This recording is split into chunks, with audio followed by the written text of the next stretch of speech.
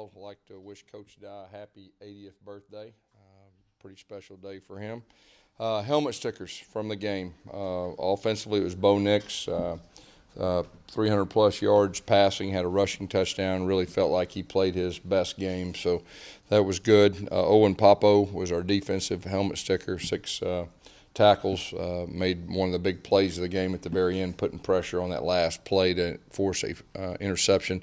And Jacob Quattlebaum was in place of Bill Taylor on field goals and extra points, and had really good snaps and did a solid job with that. So those were our three helmet stickers for the Ole Miss game.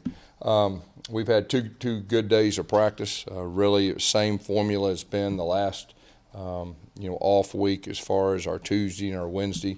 It's been a lot of positive energy, a little head start on our opponent. At the same time, healing up has been a big priority too for a lot of our top guys. It's been a very physical stretch, and so we're healing those guys up. Tomorrow we'll practice again, and then we'll give our guys off the weekend just like we did last time, and come back Sunday and be ready to go for game week routine. Questions? No, we didn't. We're getting close to the end of the year. We'll do that once we get to bowl prep and all that. And some of those young guys are either a part of special teams or giving us depth, in these last three games. Yes, what did you say out of Harold Joyner?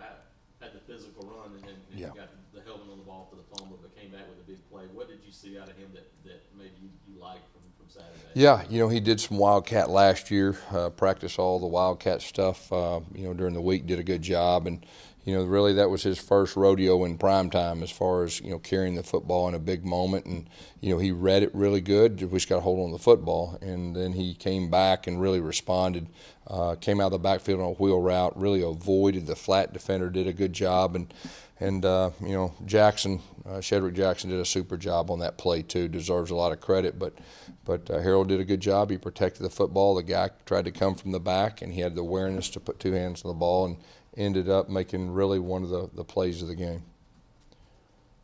How is Marlon doing? He's doing better. He's practiced the last 2 days, as did Jeremiah Denson too. So really, hoping we'll have those guys back ready to go full throttle on Sunday. Is Bill Taylor going to be able to play? At this point, there's a chance he will not. But like I said, Clark Smith and Quattlebaum, both are guys that we trust, and we're hoping to get Clark back before the end of the season. Yes, what have you seen out of Or Bill, I'm sorry.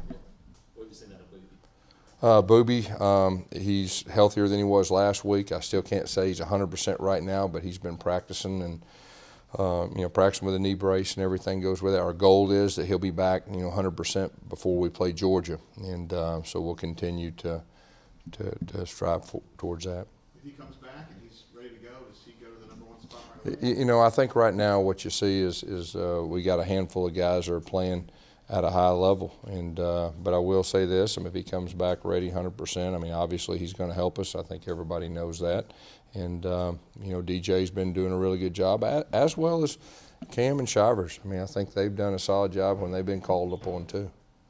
What's really impressed you most about DJ these last two games? He held on to the football.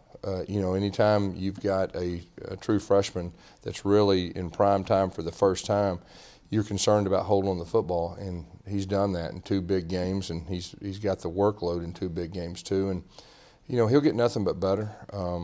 He's a real football savvy guy, and he can break tackles. He's tough to tackle one-on-one. He's got really good balance, and so I've been real encouraged with his start, of carrying the football. What's that say about him to really do that? His first real action coming Yeah. to the SEC team. It says a lot, I think. It says a lot about his capability in the future of what he can do. Yes, you said Bo was the offensive player. What did you see out of his game that you liked and saw him do? Just really he was comfortable. He changed a lot of protections. He changed some plays. We got in pace.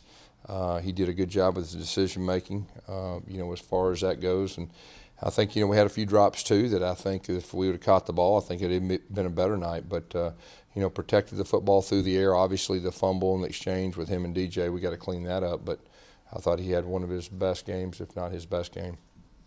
Was there more of that on display Saturday about changing things at the line of scrimmage being at home? Yeah, oh yeah, it's a different world at home. I mean, there's no doubt, especially, and even, whether you're a veteran or a true freshman.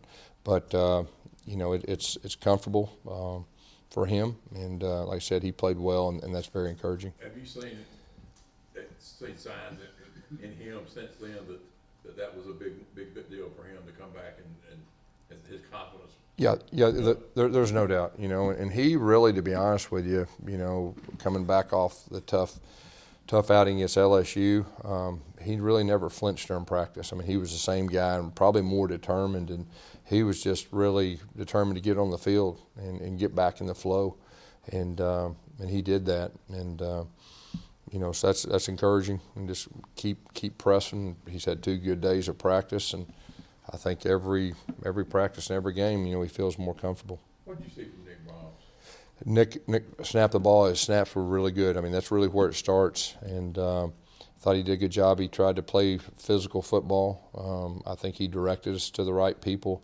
the majority of the night, and I thought he had a really good night. Defensively, Derek Hall had to get that start from Yeah. Marlin. We've seen Jaron Handy a lot more recently. Just how important it is for those 2 freshmen to get in that rotation? I think it's very important. I mean, they got a chance to play in some big moments in the game, and of course, Derek's starting, and Derek, before he got hurt, was really coming on. Now he's starting to get back, and I think he's playing at a high level right now, and there's nothing better than depth this time of year. Gus, I think Joey's the 5th quarterback who's transferred since you've been here. How do you assess how you and your staff have evaluated and developed that position? Yeah, I mean, I think this day and time, usually you only play one quarterback, and this day and time, there's quarterbacks that leave and all that, and strategically, you've got to, be prepared for that. And each year is different, and I think you see that more and more each year. That you just got to be prepared. I know the team, you guys are obviously not focusing on this. Coaches, how deep are you guys in the preparations for Georgia? What have you noticed that? Well, really, it's similar to what we did in Arkansas. We've spent half the time probably preparing for them, half the time cleaning up and just trying to be sharp with the things. When you see them, I mean, you see a very talented team. One of the more talented teams in our league. That's what jumps out to you, when you watch film. Their defense comparable to anybody, or is the best defense you may have faced so far? I'd say they're very talented. That's probably the best way to say right now is they're a very talented defense. At this point, is there anything that Derek Brown does that surprises you with what he's done week after week? Well, when he made that play in open space, I had my head turned around and I thought he dropped out of and made a play, but he came off the sideline and that was a pretty good play. So no, not much anymore surprised me. It surprised that running back, I think. I wouldn't want. I mean, that poor running back. What happened? Rich Rodriguez was surprised too. I bet he was. I was surprised too. I think everybody was. I think you were surprised. What are your plans for the bye weekend? I'm going to do the same thing, recruit, get a little extra time, to look at things and be a little more specific.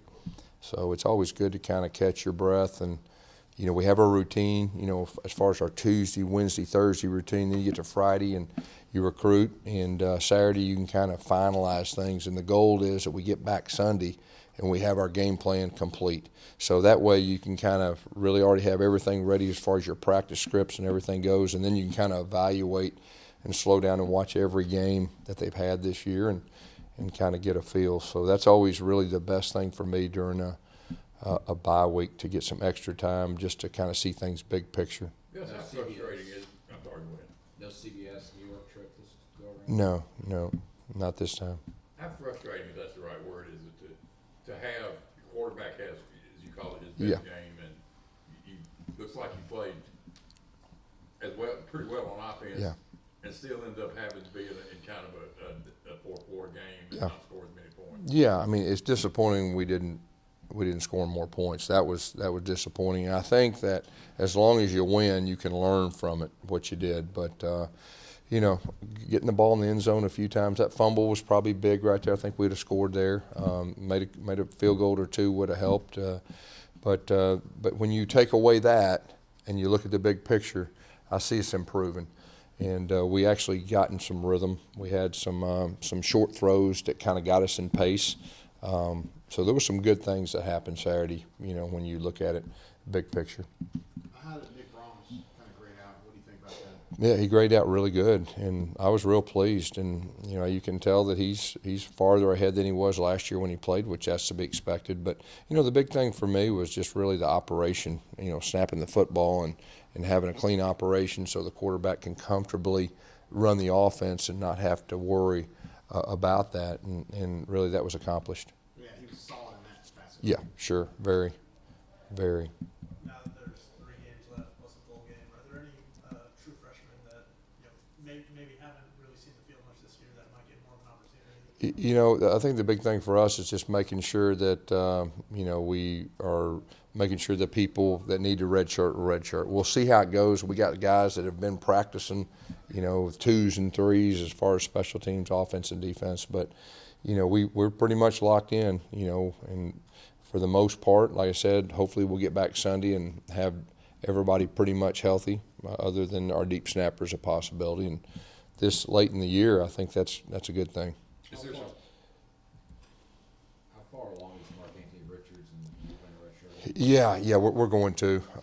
You know, we think, and we recruit him, and we think he's got a chance to be a real special player. And so it's unfortunate he's been, you know, he's still rehabbing. Now it's going good, but you know, we're hoping by the bowl weeks and all that, get him out there and do some things. But you know, we're real excited about him in the future. Possibility to play in the bowl game? You know, I don't know. I mean, I just I need to get to kind of that spot, and then I can be a little more direct. is there some comfort knowing, now that there's 4 games left, probably at the most, that if you were to get in some kind of difficult situation, almost everybody's available to you if they could be in a position to help you? Yeah, for the most part, yeah, that is accurate for the most part, and you know, yeah, that's good. Anything else? All right, thank you all. Thank you.